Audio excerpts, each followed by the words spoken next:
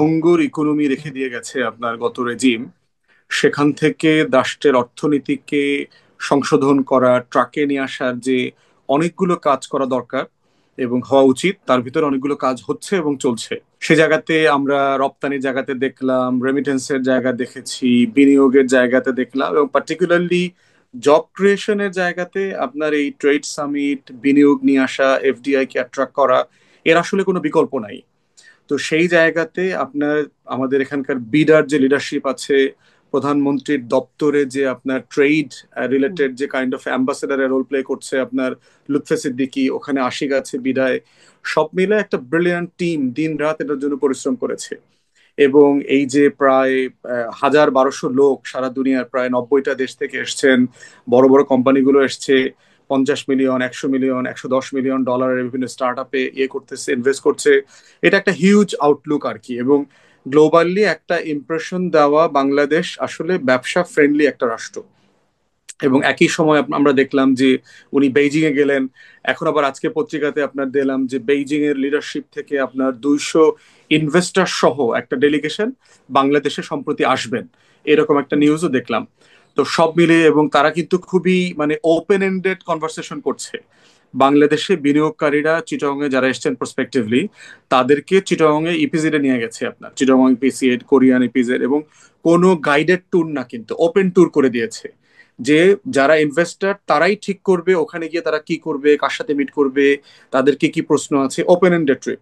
So it's a very transparent প্রসেসে তারা ব্যবসাটা করতে চাচ্ছে আর কি। হ্যাঁ, কিন্তু এখানে যখন আবার দেখছে যে যখন সম্মেলনটা হচ্ছে তখন কেএফসি তে বাটার মানে সেখানে হামলা হচ্ছে, পিৎজা হাটে হামলা হচ্ছে, মানে প্রতিষ্ঠান, ব্যবসা প্রতিষ্ঠানেই তো হামলা হচ্ছে, তখন আসলে মানে যা বলা হচ্ছে আর যা চিত্র তারা সামনাসামনি দেখছে এবং এই ঘটনাগুলো হাইলাইটেড হচ্ছে, তখন আসলে এটা তারা তারা আসলে স্বস্তি কি বোধ করেন ইনভেস্টমেন্টে তারা? সার্টেনলি হচ্ছে যে গাজায় যা হচ্ছে, ফিলিস্তিনে যেটা হচ্ছে, অনেক বছরের একটা ক্ষোভ, কষ্ট, যন্ত্রণা, এখানে গণহত্যা হচ্ছে। আমরাও গত বহু বছর থেকে এটার প্রতিবাদ করেছি এবং প্রতিবাদ চলমান আছে, চলতেই থাকবে। শান্তিপূর্ণভাবে কোন একটা দেশে, কোন একটা জনপদে আপনার যদি গণহত্যা হয়, প্রতিবাদ করা মানুষের, এটা তো একটা হিউম্যান ফ্র্যাটার্নিটির ব্যাপার আছে। আপনি যেখানে আছেন সেখানেও প্রত্যেক শহরে শহরে ব্যাপক প্রতিবাদ হচ্ছে। প্রশ্ন হচ্ছে যে আইন হাতে তুলে নেওয়া, এরকম একটা সময়তে সাবোটাজ করা, এবং প্রায় 60 জনের মতো যে গ্রেফতার হয়েছে দেখলাম আপনার, অধিকাংশ ছাত্রলীগ যুবলীগের রাজনীতির সাথে জড়িত। এবং কিছু কিছু গণমাধ্যম এটাকে ফার্স্ট পেজে এত ফলাও করে নিউজ করছে যে বাংলাদেশে প্রত্যেকটা বিদেশি কোম্পানি এখন আগুন দিয়ে পোড়ায় দেওয়া হচ্ছে, এরকম একটা ব্যাপার। সেই জন্য কিন্তু আমরা দেখলাম যে আপনার সরকারের যিনি স্পেশাল এইড হিসাবে কাজ করছেন তথ্য প্রযুক্তিতে, ফয়জ আহমদ তাইয়েব, কিন্তু একটা রিকোয়েস্ট করেছেন যে ফিলিস্তিন ইস্যুটা তো চলে যাচ্ছে না, আমরা এই যে মার্চ ফর গাজা দেওয়া হয়েছে এটা আরো 1 সপ্তাহ পিছিয়ে দিতে পারি কিনা, কারণ এই প্রসপেক্টিভ ইনভেস্টররা বাংলাদেশে আরো 1 সপ্তাহ 10 দিন অনেকে থাকবেন। তো এই সময়টাতে মার্চ ফর গাজাটাকে ঘিরে যেন কোনো স্যাবোটাজ না হয়। বিভিন্ন জায়গায় দেখলাম আপনার সেই যে দায়েশের কালো পতাকা মিছিল করতেছে, 4-5টা কালো পতাকা কলেমা খচিত, সেগুলো উড়ায় দিচ্ছে। তো এগুলো যে পরিকল্পিতভাবে করা হচ্ছে এ ব্যাপারে আমার কোনো সন্দেহ নাই। এই জন্য এই ফয়েজ আহমদ তাইয়েবের এই রিকোয়েস্টের সাথে আমিও একমত। আমি ফিলিস্তিনের পক্ষে, আন্দোলনের পক্ষে, স্বাধীনতার পক্ষে বহুবার কথা বলেছি দেশে এবং হুম। বিদেশে। এবং আমি বোধ করছি বর্তমান বাস্তবতায় আমাদের প্রতিবাদ মিছিল যেটা হয়ে গেছে গেছে, কিন্তু আগামী 1 সপ্তাহ 10 দিনের জন্য সম্মতির ভিত্তিতে যারা মার্চ ফর গাজা কল করেছেন, তারা দয়া করে 1 সপ্তাহ 10 দিনের জন্য এটা পসপোন করেন। পসপোন করে এটাকে 10 দিন পরে নিয়ে যান। কারণ যারা এই ট্রেড সামিটকে যে স্যাবোটাজ করছে দেখবেন, আমরা কিন্তু ইতিমধ্যে দেখেছি সামিটে আসবার জন্য যে ধরনের কোম্পানিগুলো অলরেডি রেজিস্ট্রেশন করেছে, তাদেরকে ফোন করে করে বলা হয়েছে যে সামিটে যেন না আসা হয়। সামিটে আসলে আপনার থাকার জায়গায় বোম মারা হবে, আপনার কোম্পানি ক্ষতিগ্রস্ত হবে, আপনার বাসায় আপনার হোটেল থেকে আপনি এয়ারপোর্টে যাওয়া আসা করতে পারবেন না। এই ধরনের অসংখ্য হুমকি দিয়ে কয়েক ডজন বিজনেসম্যানকে ডিসকারেজ করা হয়েছে।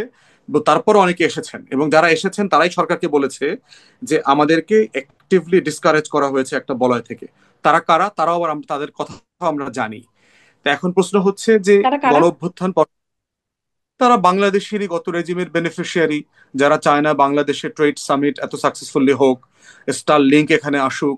এখানে ইন্টারনেট ব্যবসায়ীদের একটা বিশাল গ্রুপ আছে যারা বোধ করছে স্টার লিঙ্ক আসলে তাদের ব্যবসা বাণিজ্য ক্ষতিগ্রস্ত হবে। হাজার হাজার কোটি টাকা তারা যেগুলো এর আগে ব্যবসা বাণিজ্য কন্টিনিউ করেছে, সেই ইন্টারেস্ট এখানে জড়িত আছে। এখানে আমাদের বিদেশি শত্রুরা ইনভলভ আছে। কারণ হচ্ছে বাংলাদেশ মানে ট্রেড ফ্রেন্ডলি নেশন এটা প্রতিষ্ঠিত হয়ে গেলে এই রিজিয়নে অনেকগুলো ইস্যুস ডেভেলপ করবে ভূ রাজনীতির ব্যাপারে। অতএব এটাকে ফেল করানোর মাধ্যমে ইউনূস সরকারকে ফেল করানো, সেই জায়গাগুলো আছে।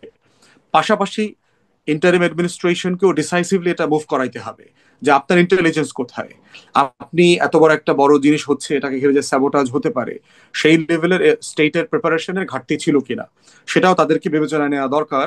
যে এরকম একটা সামিটকে ঘিরে, ফিলিস্তিনের ঘটনাকে ঘিরে যা যা হচ্ছে সেটা আপনারা সাফিসিয়েন্টলি মনিটর করেছেন কিনা। তো সব মিলে আমরা বোধ করছি উদ্যোগটা একটা ব্রিলিয়ান্ট উদ্যোগ। এই উদ্যোগের কারণে বাংলাদেশের একটা ভাবমূর্তি তৈরি হয়েছে গ্লোবালি। যদিও আপনার আমেরিকার 37% ট্যারিফ ইম্পোজ করা নিয়ে একটা কনসার্ন আসছে রাষ্ট্রের, যেটা আমাদের সরকারের পক্ষ থেকে যেভাবে ডিল করা দরকার তারা ডিল করছে, ওয়াশিংটনের এম্বাসি ডিল করছে, বাংলাদেশের ডেলিগেশন শুনলাম যাবে, চিঠি লেখা হয়েছে ট্রাম্পের কাছে।